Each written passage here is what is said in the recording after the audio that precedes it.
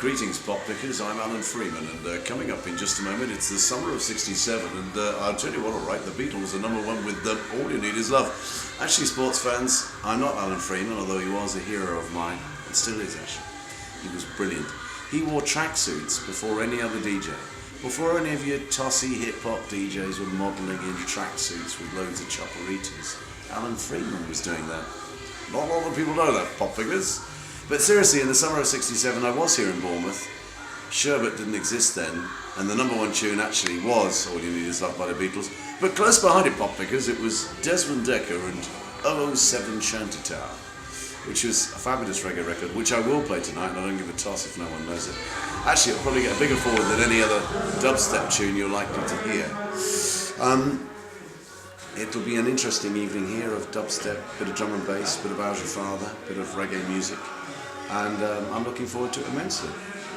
And that's just about it. David Rodigan saying over but not out here at Sherbet. Right, sports fans, stand by your beds. Thank you and good night. You know, the popular dubstep with the students and stuff, what do you sort of feel about that sort of scene? Because that's the kind of people that will be here tonight. What do you think about dubstep, basically? Okay. I like elements of dubstep because it's directly connected to Jamaican music, and particularly, obviously, to Jamaican dub music, which was originated in Western Kingston in the early '70s. The great dubstep inventors were people like King Tubby and Lee Perry and Errol Thompson, the engineers, the recording engineers who created this new sound, which was really quite revolutionary at the time. There was nothing like it on the planet. And it really wasn't. It was amazing. So I'm interested in dubstep because I can feel and hear that connection. I'm not qualified to comment in depth on dubstep because I don't have a deep enough or wide enough understanding of it. But there are elements of it that I hear and I enjoy. And I was very flattered to have been welcomed into the dubstep fraternity by people like Casper and James Breakage and so on. And of course I wasn't even aware that I was being welcomed because I was being sampled. And then I found out from my sons that I was being sampled. And I mean, obviously I was aware of dubstep, but there's some dubstep things that I really quite like. I mean, obviously when the hard tune came on with the Newham Generals version, that sort of, and Casper invited me to be on his album. And, I see in dubstep, and I hear and feel in dubstep, the energy that was created and generated in the early '70s by dub music in Jamaica, which incidentally doesn't exist in any shape or form in Jamaica anymore by comparison to what it did. It's now quite different. So it's refreshing for me to appear at dubstep venues because somebody once referred to it recently, jokingly, as a bit of a career renaissance, dear. But in the sense that I'm doing something in a world that I wasn't working in before.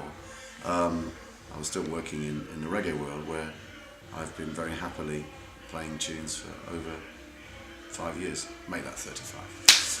But here in this dubstep world, it's rather interesting because, as I say, there is a direct connection, and I'm very happy to point out the connection and to join the dots. Okay, excellent. One more little question. I know you've been an actor before. You were in Doctor Who. Give me a little taste of what you're going to do in the future. No, I only did it so I could get inside the box. Okay. I wanted to get inside that blue box, see if there was an old Bill in there.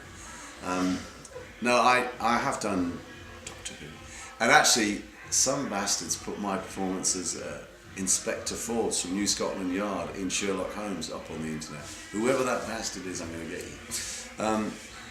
I did theatre and television, but primarily theatre. I wasn't too interested in television. In the '70s, and I loved it. And I still do love the world of theatre. I don't get to see it as much as I could or should. But yes, I was trained as an actor to be able to stand on stage and pronounce correctly so that you could be heard in the back row of the gods in Mansfield Civic Theatre. God help if you weren't, son. That's nice. So like where are you going in the future? Like are you gonna go? Do you ever go back to that, or what are you gonna do? What's going on? Do you reckon in the next sort of 10 years? I don't know. If I don't really think about that, to be honest with you. I've been doing this such a long time. I am actually starting on, wait for it, BBC Radio 2. Got a show coming up there which starts in July, which I'm very excited about. I've been with KISS for 20 years, and I'm delighted to say that KISS have allowed me to do this, because KISS is my home. And the BBC said we'd like to do a series of 10 shows on reggae on Thursday nights. So instead of getting tucked up in bed, sports fans, hang about and listen to David Rodigan, Big Alan Freeman playing the best in roots rock reggae. No, seriously, I'm looking forward to that immensely. And see what the future holds. I've got no idea. As long as I'm still enjoying it, which I am, I will continue to do so. I'm on in 4 minutes. Thank you.